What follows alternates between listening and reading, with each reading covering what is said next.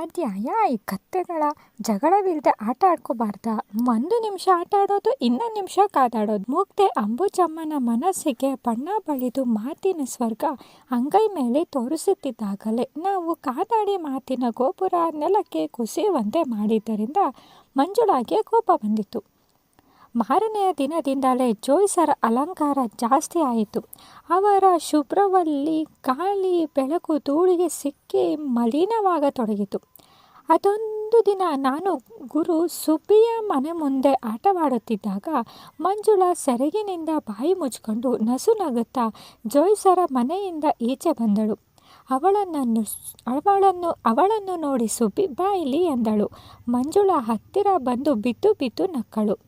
ಯಾಕೆ? ಅಂಬುಜಮ್ಮ ಅವರ ಯಜಮಾನರದೊಂದು ಫೋಟೋ ತೋರಿಸಿ ಬೈಜು ಬಾವರಾಲಿ ಭರತ್ ಭೂಷಣ್ ಹಣೆ ಮೇಲೆ ಮುಂಗುರುಳನ್ನು ಕೆದರಿ ಕಣ್ಣುಗಳನ್ನು ಗಗನದತ್ತರ ಹರಿಸಿ ಮತ್ತೆ ನಗುವಿನ ಬುಗ್ಗೆಯುಕ್ಕಿತು ಅವಳ ತುಟಿಯ ಬಿರುಕಿನಿಂದ.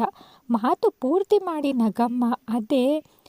ಅದೇ ಭಂಗಿಲಿ ಜೋಯಿಸರು ಫೋಟೋ ತೆಗೆಸ್ಕೊಂಡಿದ್ದಾರೆ. ಅದರ ಪ್ರತಿಗಳನ್ನು ಬೊಂಬಾಯಿ ಮದರಾಸಿನ ಸ್ಟುಡಿಯೋಗಳಿಗೆಲ್ಲ ಕಳಿಸ್ತಾರಂತೆ. ನೀನು ತುಂಬ ಕೆಟ್ಟವಳು ಕಣೆ ಮಂಜು. ಪಾಪ ಅವರಿಗೆ ಇಲ್ಲದ ಸಲ್ಲದ ಬಣ್ಣದ ಮಾತು ಹೇಳಿ ಮೋಸ ಮಾಡ್ತಿದ್ದೀಯಾ? ಹೀಗೆಲ್ಲ ಆಡೋದ್ರಿಂದ ನನಗೂ ಸ್ವಲ್ಪ ಸಮಯ ಹೋಗ್ತಿದೆ. ತಕ್ಷಣ ನಗೆಯ ಬುಗ್ಗೆ ಕಣ್ಣೀರಿನ ಕಡಲಾಯಿತು. ಜೋಯಿಸರು ನನ್ನ ಗಂಡನಿಗಿಂತ ಎಷ್ಟೋ ವಾಸಿ ಸುಬ್ಬಿ. ಹೆಂಡತಿನ ಬೇರೊಬ್ಬರ ಹತ್ತಿರ ಹೋಗುವಂತ ಹಿಂಸೆ ಮಾಡೋದಿಲ್ಲ, ಸ್ವತಃ ದುಡಿಯುವುದಿಲ್ಲ. ಹೆಂಡತಿ ದುಡಿದು ತಂದು ಹಾಕಿದ್ದನ್ನು ತೆಪ್ಪಗೆ ತಿಂದುಕೊಂಡು ಬಿದ್ದಿದ್ದಾರೆ. ಆದರೂ ಗಂಡ ಹೆಂಡತಿ ಅನ್ಯೋನ್ಯವಾಗಿದ್ದಾರೆ. ಆ ಮಾತನಾಡುವಾಗ ಮಂಜುಳೆಯ ದನಿ ನಡುಗಿತು. ಸುಬ್ಬಿ ಮನಸ್ಸಿನಲ್ಲಿ ಪಾಪ ಹರೆಯದ ಹುಡುಗಿ ಗಂಡನ್ನ ನೆನೆಸಿರಬೇಕು. ಯಾವುದೋ ಒಂದು ಭಾವನೆಗೆ ಬೆಲೆ ಕೊಟ್ಟು ತವರು ಮನೆಗೆ ಬಂದಿದ್ದಾಳೆ. ದಾರಿ ತಪ್ಪಿ ಹೋಗಲಾರಳು, ಗಂಡನನ್ನು ನೆನೆಸದೆ ಇರಲಾರಳು ಎಂದುಕೊಂಡು ಕನಿಕರದಿಂದ ಮಂಜುಳೆಯ ಕಡೆ ನೋಡಿದಳು. ಮಂಜುಳಾ ಕಣ್ಣೀರಿನ ನಡುವೆ ನಕ್ಕಳು. ನಗು ಅಳು, ಮತ್ತೆ ಅಳು ನಗು. ಯಾಕೆ ನಗ್ತೀಯ? ಓ ಆ ಫೋಟೋ ಭರಭೂಷಣ್ ನನ್ನ ಕೈಲಿ ನಾಗೋಲಮ್ಮ ಈ ನಗು ತಡೆಯೋಕೆ. ಎಲ್ಲ ಶುದ್ಧ ಹುಚ್ಚು. ಮಂಜುಳಾ ನಗುತ್ತಿದ್ದಂತೆ ಸುಬ್ಬಿ ರೇಗಿಕೊಂಡು ಎದ್ದು ಒಳಗೆ ಹೋದಳು. ನಾನು ಬೆರಗಾಗಿ ಮಂಜುಳೆಯ ನಗುವನ್ನು ನೋಡುತ್ತಾ ನಿಂತಿದ್ದೆ. ಅಂಬುಜಮ್ಮನ ಮಗ ವೇಣುಗೋಪಾಲ ನನಗಿಂತಲೂ 2 ವರ್ಷ ದೊಡ್ಡವನು. ನಾನು ಉಷಾ ಆಟ ಆಡುವ ಆಸೆಯಿಂದ ನಮ್ಮ ಬಳಿ ಬಂದು ನಿಲ್ಲುತ್ತಿದ್ದ. ಮೊದಲೆರಡು ದಿನ ನಾನು ಉಷಾ ಅವನನ್ನು ಆಟಕ್ಕೆ ಕರೆಯಲಿಲ್ಲ. ನಾವೇನು ಕರೆಯೋದು, ಅಷ್ಟೊಂದಿಷ್ಟ ಇದ್ದರೆ ತಾನಾಗೆ ಬರ್ತಾನೆ ಎಂದು ನಮ್ಮ ಧೋರಣೆ. ಆದರೆ ನಮ್ಮ ಧೋರಣೆ ಬೇಗ ಸ್ನೇಹ ರೂಪಕ್ಕೆ ತಿರುಗಿತ್ತು. ಅದಕ್ಕೆ ಕಾರಣ ನನ್ನ ಮರದ ಕುದುರೆ. ಒಂದು ಸಲ ಮರದ ಕುದುರೆ ನೀರಿನ ತೊಟ್ಟಿಯಲ್ಲಿ ಬಿದ್ದು ಹೋಯಿತು. ನಾನು ಉಷಾ ದಿಕ್ಕುಗಾಣದೆ ನಿಂತಿದ್ದಾಗ ವೇಣು ತೊಟ್ಟಿಯೊಳಗೆ ಇಳಿದು ಕುದುರೆಯನ್ನು ತೆಗೆದುಕೊಟ್ಟ.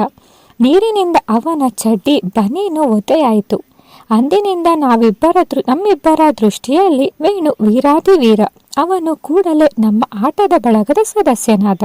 ನಾನು ಉಷಾ ರೈಲಿನಾಟ ಆಡುತ್ತಿದ್ದವು. ಒಬ್ಬರ ಬನಿಯನ್ನಿನ ತುದಿ ಮತ್ತೊಬ್ಬರು ಹಿಡಿದು ರೈಲಿನಂತೆ ಕೂ ಎಂದು ಕೂಗುತ್ತಾ ಜುಗ್ ಜುಗ್ ಎಂದು ಬಾಯಿಯಲ್ಲಿ ಹೇಳುತ್ತಾ ವಟಾರದ ಅಂಗಳವನ್ನೆಲ್ಲ ಸುತ್ತಾಡುತ್ತಿದ್ದೆವು. ವೇಣು ಒದ್ದೆ ಚಡ್ಡಿಯಲ್ಲಿಯೇ ಇಂಜಿನಿನ ಪಾತ್ರ ವಹಿಸಿದ್ದ. ಈ ದಿನ ರೈಲಿನಾಟವಾಡುವಾಗ ವೇಣುವೆ ಎಂಜಿನಾದ. ಅವನಂತೆ ಮನೋಹರವಾಗಿ ಸಿಳ್ಳೆ ಹಾಕಲು ನನಗಾಗಲಿ ಉಷೆಗಾಗಲಿ ಬರುತ್ತಿರಲಿಲ್ಲ. ಅಷ್ಟರಲ್ಲಿ ಅಂಬುಜಮ್ಮ ಹೊರಗೆ ಬಂದರು. ವೇಣು ತನ್ನ ಚಡ್ಡಿ ಒದ್ದೆ ಮಾಡಿಕೊಂಡಿರುವುದನ್ನು ನೋಡಿ ಅವರಿಗೆ ಕೋಪ ಬಂತು. ಈ ತಾಯಂದಿರಿಗೆ ಮಕ್ಕಳ ಒದ್ದೆ ಬಟ್ಟೆ ನೋಡಿದರೆ ಯಾಕಷ್ಟು ಕೋಪವೋ. ಒದ್ದೆ ಬಟ್ಟೆಯಿಂದ ನಮಗಾಗುವಷ್ಟು ಸಂತೋಷ ಇನ್ನು ಯಾದರಿಂದಲೂ ಆಗುವುದಿಲ್ಲ ಎನ್ನುವುದು ಅವರಿಗೆ ತಿಳಿಯುವುದಿಲ್ಲವೇ? ಆಕೆ ಭತ್ತ ಅರಳಾಗುವಂತೆ ಸಿಡಿದು ಬಾರೋ ಒಳಗೆ ಹೆಣ್ಣು ಹುಡುಗರೊಡನೆ ಎಂತಹ ಆಟ ಎಂದು ಗದರಿಸಿದರು. ಅಷ್ಟು ಪುಟ್ಟ ವಯಸ್ಸಿನಿಂದಲೂ ಹಿರಿಯರು ತಲೆಗೆ ತುಂಬೋಕೆ ಶುರು. ನೀನು ಗಂಡು, ಅವಳು ಹೆಣ್ಣು, ನೀವಿಬ್ಬರು ಆಡೋದು ತಪ್ಪು ಅಂತ. ಆದರೆ ಹಿರಿಯರು ಯಾವುದನ್ನು ತಪ್ಪು ಬೇಡ ಎನ್ನುತ್ತಾರೋ ಅದನ್ನು ಕದ್ದಾದರೂ ಮಾಡುವುದರಲ್ಲಿ ನಮಗೆ ಎಲ್ಲಿಲ್ಲದ ತೃಪ್ತಿ. ವೇಣು ತಾಯಿಯ ಕರೆಯನ್ನು ಮನ್ನಿಸಲಿಲ್ಲ. ಆಕೆಯ ಹತ್ತಿರ ಬಂದು ತಿಂಡಿಯ ಆಸೆ ತೋರಿಸಿ ವೇಣುವನ್ನು ಮನೆಯೊಳಗೆ ಕರೆದುಕೊಂಡು ಹೋದರು. ನಮಗೆ ಆಟದಲ್ಲಿ ಆಸಕ್ತಿಯೇ ಹೊರಟು ಹೋಯಿತು. ವೇಣುವಿನಂತೆ ಸಿಳ್ಳೆ ಹಾಕುವುದು ನಮಗೆ ಬರುತ್ತಿರಲಿಲ್ಲ. ನಾವು ಆಟವನ್ನು ಬಿಟ್ಟು ಮಣ್ಣನ್ನು ಗೋರಿಗುಡ್ಡೆ ಹಾಕತೊಡಗಿದ್ದೆವು. ವೇಣು ರೊಟ್ಟಿಯ ಚೂರೊಂದನ್ನು ಕಡಿಯುತ್ತಾ ಹೊರಗೆ ಬಂದ. ರೊಟ್ಟಿ ಮುಗಿಯುತ್ತಲೂ ನಮ್ಮೊಡನೆ ಬಂದು ರೈಲಾಟಕ್ಕೆ ಮೊದಲು ಮಾಡಿದ.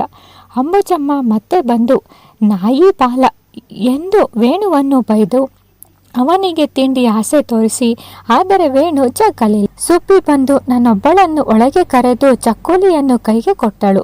ನಾನು ಅದನ್ನು ಕೈಲಿ ಹಿಡಿದು ಹೊರಗೆ ಹೊರಟಾಗ ಸುಬ್ಬಿ, ಇಲ್ಲೇ ತಿಂದು ಹೋಗು, ಹೊರಗೆ ಹೋದರೆ ಅವರೆಲ್ಲ ಕಿತ್ಕೊಳ್ತಾರೆ ಎಂದು ಉಪದೇಶಿಸಿದಾಗ, ಅವರಿಗೂ ಕೊಡ್ತೀನಿ, ಕೊಡದೆ ಏನು ಮಾಡ್ತೀಯ ರಾಜ್ಕುಮಾರಿ ನೀನು. ಆಟದ ಚಪಲದಿಂದ ನಾನು ಹೊರಗೆ ಬಂದೆ. 2 ಜೊತೆ ಎಳೆಯ ಕಣ್ಣುಗಳು ಆಸೆಯಿಂದ ನಾನು ಕೈಲಿ ಹಿಡಿದಿದ್ದ ಚಕ್ಕುಲಿಯ ಬಳಿಯಲ್ಲಿ ನಾಟಿ ನಿಂತವು. ವೇಣುವಿಗೆ ಉಷಳಿಗೆ ಒಂದೊಂದು ಚೂರು ಕೊಟ್ಟೆ. ಅಂಬುಜಮ್ಮ ಧಾವಿಸಿ ಬಂದು ವೇಣುವಿನ ಕೈಲಿದ್ದ ಚೂರನ್ನು ಕಿತ್ತು ಎಸೆದು, ಸಿಕ್ಕವರು ಕೊಟ್ಟ ಎಣ್ಣೆ ತಿಂಡಿಯನ್ನೆಲ್ಲ ತಿಂತಿಯೇನೋ ಎಂದು ಕದರಿಸಿದರು. ಆಕೆ ಶ್ರೀಮಂತಳೇನೋ, ತುಪ್ಪ ಹೇಗಿರುತ್ತೆ ಎಂದವರು ನೋಡಿದ್ದಾರೋ ಇಲ್ಲವೋ ನನಗೆ ಅನುಮಾನ, ಆದರೆ ಜಂಬ ಮಾತ್ರ ಹಿಡಿಸದು. ಅಂಬುಜಮ್ಮನ ಈ ಮಾತು ಸುಬ್ಬಿಗೆ ಕೇಳಿಸಿತು. ಕೂಡಲೇ ಹಿರಿಯರಲ್ಲಿ ಜಗಳ ಶುರುವಾಯಿತು. ನಾವು ಬೆರಗಾಗಿ ಹಿರಿಯರ ಜಗಳವನ್ನು ನೋಡಿದೆವು. ನೋಡಿ ಬೇಸರವಾಗಿ ಮತ್ತೆ ಒಂದಾಗಿ ಆಡತೊಡಗಿದೆವು.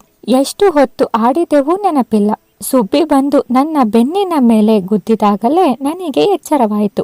ಮಂಜುಳಾ ಉಷೆಗೂ ಅಂಬುಜಮ್ಮ ವೇಣುವಿಗೂ ರೇಟಿನ ರುಚಿ ತೋರಿಸಿದರು. ನಾವೆಲ್ಲ ಚೀರುತ್ತಿದ್ದಂತೆಯೇ ನಮ್ಮ ತಾಯಂದಿರು ನಮ್ಮನ್ನು ಎಳೆದುಕೊಂಡು ಮನೆಯೊಳಗೆ ಕರೆದುಕೊಂಡು ಹೋದರು. ಸುಮಾರು ಅರ್ಧ ಗಂಟೆವರೆಗೂ ಒಂದು ವಟಾರದ 3 ಮನೆಯ ತಗಡಿನ ಬಾಗಿಲಿನ ಮೂಲಕ 3 ದನಿಯ ಚೀರಾಟ, ವಿವಿಧ ರೀತಿಯ ಬೈಗಳ ಕೇಳಿಬಂತು.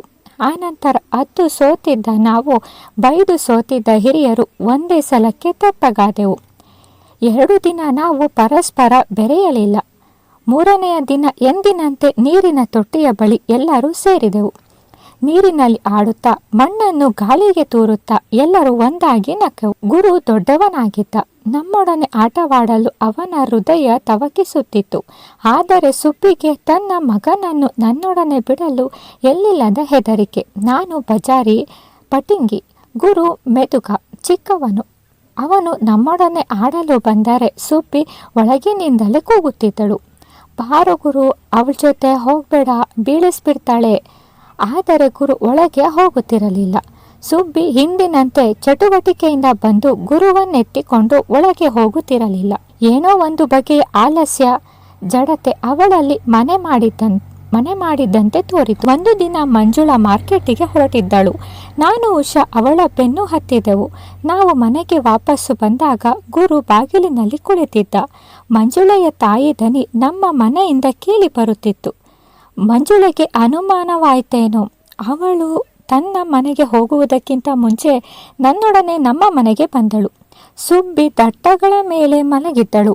ಮುಖದ ಮೇಲೆ ಆಯಾಸ, ಬಳಲಿಕೆ ತೇಲುತ್ತಿತ್ತು. ಪಕ್ಕದಲ್ಲಿ ಎಳೆಯ ಜೀವಿಯೊಂದು ಕಣ್ಣು ಮುಚ್ಚಿ ನಿರಾತಂಕವಾಗಿ ತಾಯಿಯ ಬೆಚ್ಚನೆಯ ಎದೆಯ ಬಳಿ ಮಲಗಿತ್ತು. ಮಂಜುಳೆಯ ಮುಖ ಅರಳಿತು. ಯಾವಾಗಲೇ ನೀವು ಈ ಕಡೆ ಮಾರ್ಕೆಟಿಗೆ ಹೋಗುತ್ತಲೇ ಹೆರಿಗೆ ಮಾಡಿರೋದ್ಯಾರು? ನಿಮ್ಮ ಅಮ್ಮ. ಹಾಗಾದರೆ ಸೋಲಗಿತ್ತಿನ ಕರೆಸ್ಲಿಲ್ವಾ? ಅವಳಿಗೆ ಎಂಥ ಮಗು? ನಿನ್ನಂಥದ್ದೇ. ಮಂಜುಳಾ ಬಗ್ಗಿ ಮಗುವಿನ ಮುಖ ನೋಡಿ ಮುದ್ದಾಗಿದೆ ಎಂದಳು. ಸುಬ್ಬಿ ಬೇಸರದಿಂದ ಮುಖ ತಿರುಗಿಸಿಕೊಂಡಳು. ನಿನ್ ಗಂಡನ ಹಾಗೆ ಬೆಳ್ಳಗಿದೆ, ಕಣ್ಣು ಮೂಗು ನಿನ್ನಂತೆ ಲಕ್ಷಣವಾಗಿದೆ. ನಮ್ ಗುರು ಏನಾಗಿದ್ದಾನೋ? ಸುಬ್ಬಿಗೆ ಯಾವಾಗಲೂ ಗುರುವಿನ ಮೇಲೆ ಮಮತೆ ಹೆಚ್ಚು. ಅವನಿಗೇನು ದೊರೆ ಮಗನ ಹಾಗಿದ್ದಾನೆ. ಅವರ ಮಾತಿನ ನಡುವೆ ನನ್ನ ವಿಷಯ ಮಾತ್ರ ಬರಲಿಲ್ಲ. ಕಪ್ಪು ತಗಲು ಹೊದ್ದುಕೊಂಡು ಈ ಪ್ರಪಂಚದೊಳಗೆ ಬಂದ ನನ್ನನ್ನು ಚರ್ಚಿಸುವುದು ಅವರಿಗೆ ಬೇಡವಾದ ವಿಷಯವಾಗಿತ್ತೇನೋ. ನಮ್ಮ ತಂದೆಗೆ ರಾಮಕೃಷ್ಣ ಪರಮಹಂಸಂದರೆಂದರೆ ತುಂಬ ಭಕ್ತಿ. ಆದುದರಿಂದ ನನ್ನ ಹೊಸ ತಂಗಿ ಶಾರದಾ ಮಣಿಯಾದಳು. ಆದರೆ ನಮ್ಮೆಲ್ಲರ ಪಾಲಿಗೆ ಅವಳು ಮಣಿಮಾತ. ಹತ್ತಿರದಲ್ಲಿಯೇ ಇದ್ದ ಸ್ಕೂಲಿಗೆ ಹಿರಿಯರು ನನ್ನನ್ನು ಸೇರಿಸಿದರು. ಆಗ ನನಗೆ 6 ವರ್ಷ. ನಮ್ಮ ತರಗತಿಯಲ್ಲಿ ಹೆಚ್ಚು ಕಡಿಮೆ ನನ್ನ ವಯಸ್ಸಿನವರೇ ಸುಮಾರು 60 ಹುಡುಗಿಯರಿದ್ದರು. ನಮ್ಮ ತಂದೆ ನನ್ನನ್ನು ಸ್ಕೂಲಿಗೆ ಸೇರಿಸಿದ ದಿನ ಅಲ್ಲಿನ ಗದ್ದಲ ಜಗಳ ನೋಡಿ ನಾನು ಬೆಪ್ಪಾಗಿ ಹೋದೆ. ಪ್ರೈಮರಿ 1ನೇ ಕ್ಲಾಸಿನಲ್ಲಿ ನನ್ನನ್ನು ಬಿಟ್ಟು ನಮ್ಮ ತಂದೆ ಮನೆಗೆ ಹೊರಟೊಡನೆ ನಾನು ಅಳಲು ಮೊದಲು ಮಾಡಿದೆ. ಅಣ್ಣ ನಾನು ಬರ್ತೀನಿ. ಕನ್ನಡಕ ಧರಿಸಿದ ಮೇಡಮ್ ನನ್ನ ಬಳಿ ಬಂದು ನಗುಮುಖದಿಂದ, ಬಾಮ್ಮ ನಿಮ್ಮ ತಂದೆ ಹೋಗಲಿ, ನೀನು ಸ್ಕೂಲ್ನಲ್ಲಿ ಓದಿ ಜಾಣೆಯಾಗಬೇಕು ಎಂದರು. ಇವಳು ಸ್ಕೂಲಿಗೆ ಬಂದಿರೋದು ಇದೇ ಮೊದಲ ದಿನ, ಸ್ವಲ್ಪ ಗಲಾಟೆ ಮಾಡಬಹುದು ಆದರೆ ಎಂದು ನಮ್ಮ ತಂದೆ ಹೇಳುವಷ್ಟರಲ್ಲಿ ಮೇಡಮ್ ನನಗೆ ನಗೆ ಮುಗನ್ನ ಬಲವಂತವಾಗಿ ಹೂವಾಗಿಸಿ, ಪರವಾಗಿಲ್ಲ ನೀವು ಹೋಗಿ ನಾನು ನೋಡ್ಕೊಳ್ತೀನಿ ಎಂದರು. ನಮ್ಮ ತಂದೆ ಹೊರಟು ಹೋದರು. ನಾನು ಸಣ್ಣದಾಗಿ ರಾಗ ತೆಗೆದೆ, ಅಣ್ಣ ಅಣ್ಣ. ಮೇಡಮ್ ಮುಖದ ಮೇಲೆ ಅರಳಿದ್ದ ನಗೆ ಹೂವು ಸಂಜೆಯ ಕಮಲವಾಯಿತು. ಆಕೆ ಹುಬ್ಬು ಗಂಟಿಕ್ಕಿ ಕಠೋರ ದನಿಯಲ್ಲಿ ಗದರಿಸಿದರು, ಏಯ್ ಬಾಯ್ ಮುಚ್ಚು, ಇಲ್ದಿದ್ದರೆ ಏಟ್ ಬೀಳುತ್ತದೆ. ನಾನು ಹೆದರಿಕೆಯಿಂದ ಸುಮ್ಮನಾದೆ. ಹೊಸದಾಗಿ ಸೇರಿದ ನನ್ನ ಸುತ್ತಲೂ ನಿಂತಿದ್ದ ಹುಡುಗಿಯರನ್ನು ನೋಡಿ ಆಕೆ ಮತ್ತೆ ಮೇಜು ಬಡಿದ ಕೂಗಿದರು, ಎಲ್ಲರೂ ನಿಮ್ಮ ಜಾಗಗಳಿಗೆ ಹೋಗಿ. ಎಲ್ಲರೂ ಹಿಂದಿರುಗಿದರು. ಮತ್ತೆ ದೂರುಗಳಿಗೆ ಮೊದಲಾಯಿತು. ಮೇಡಮ್ ಇವಳು ನನ್ನ ಬಳಪ ಕಿತ್ಕೊಂಡಿದ್ದಾಳೆ, ಶಾಂತಿ ನನ್ನ ಜಡೆ ಎಳಿತಾಳೆ, ಸೇತು ನನ್ನ ಜಾಗದಲ್ಲಿ ಕೂತಿದ್ದಾಳೆ. ಕೊನೆ ಮೊದಲಿಲ್ಲದ ಪುಕಾರುಗಳು ಸುತ್ತಲಿಂದಲೂ ಹಾರಿ ಬಂದವು. 40 ರೂಪಾಯಿಗೋಸ್ಕರ ಬೆಳಗಿನಿಂದ ಸಂಜೆವರೆಗೆ ದುಡಿಯುವ ಮೇಡಮ್, ಅದರಲ್ಲೂ ಪ್ರೈಮರಿ ಸ್ಕೂಲ್ನ ಮೇಡಮ್, ಧ್ವನಿ ದೊಡ್ಡದು ಮಾಡಿ ಕೈಲಿದ್ದ ಇಂಚು ಪಟ್ಟಿಯಿಂದ ಮೇಜನ್ನು ಬಡಿದು ಸದ್ದು ಎಂದು ಅಬ್ಬರಿಸಿದರು. ಮೇಡಮ್ ಕಸ್ತೂರಿನ ನವಿಲ್ಗರಿ ಕದ್ದಿದ್ದಾಳೆ. ಕಸ್ತೂರಿಯ ಮೇಲೆ ದೂರು ತಂದ ಕಾವೇರಿಯ ಕಣ್ಣುಗಳಲ್ಲಿ ಗಂಗಾವತಾರವಾಗಿತ್ತು.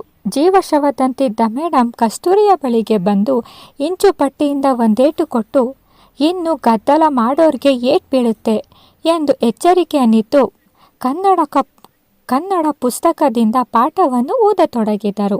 ನಮ್ಮ ಗುರು ಹಿರಿಯರನ್ನು ನಾವು ಗೌರವಿಸಬೇಕು. ಏಟು ತಿಂದಿದ್ದ ಕಸ್ತೂರಿ ಮುಖ ಸೊಟ್ಟು ಮಾಡಿ ಮೇಡಮ್ನನ್ನು ಅಣಕಿಸಿದಳು.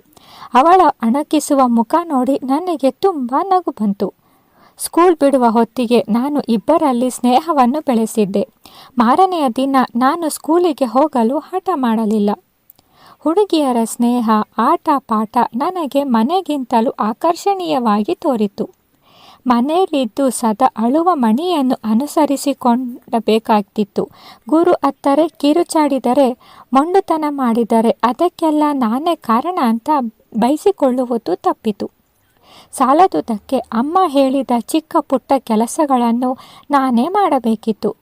ಇವುಗಳೆಲ್ಲದರಿಂದಲೂ ಮುಕ್ತಿ ಪಡೆಯಬೇಕಾದರೆ ಸ್ಕೂಲೇ ಗತಿ ಎಂದು ನಾನು ನಿರ್ಧರಿಸಿದೆ. ಕಸ್ತೂರಿ ಸುಂದರವಾದ ಹುಡುಗಿ, ಸಾಲದುದಕ್ಕೆ ಶ್ರೀಮಂತರ ಮನೆಯವಳು. ಅವಳ ನೀಳವಾದ ಜೋಡಿ ಜಡೆ, ರಂಗುರಂಗಿನ ಸಿಲ್ಕಿನ ಲಂಗವನ್ನು ನೋಡಿ ನನಗೆ ಕಸ್ತೂರಿಯಲ್ಲಿ ಒಂದು ಬಗೆ ಪೂಜ್ಯ ಭಾವನೆ ಮೂಡಿಸಿತು. ಅವಳು ಮಾಡಿದಂತೆಯೇ ಮಾಡಲು ನನ್ನ ಮನಸ್ಸು ತವಕಿಸುತ್ತಿತ್ತು.